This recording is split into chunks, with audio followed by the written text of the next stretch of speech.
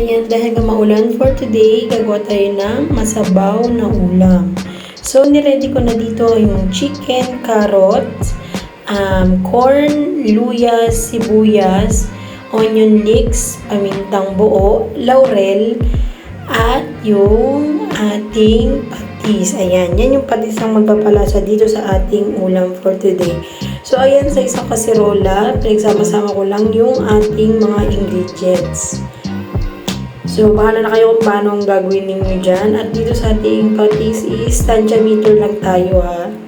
Tansya-tansyahin nyo na lang. Kung matabangan kayo, pwede nyo naman i-adjust. So, ayan. Pinagsama-sama ko yung mais, carrots, chicken, onion leeks, luya, sibuyas. Ayan. Then, nabigyan ko niyang tubig. Yung tubig na yan is medyo paapawin lang natin dun sa manok para lumubog siya. So, kagandahan dito, oil-free siya. Pakukuluan lang natin siya ng 30 to 1 hour sa mahinang apoy lang para wag masyadong lumabsak yung ating chicken. So, ayan, after 30 minutes, chinek ko lang muna siya. So, this time, mabango na yung ating ulam. Perfect to sa weather today. Sakto, napakainit.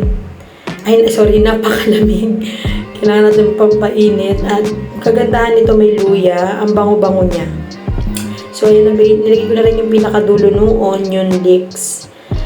Para medyo may pagka-greenish yung ating ulam.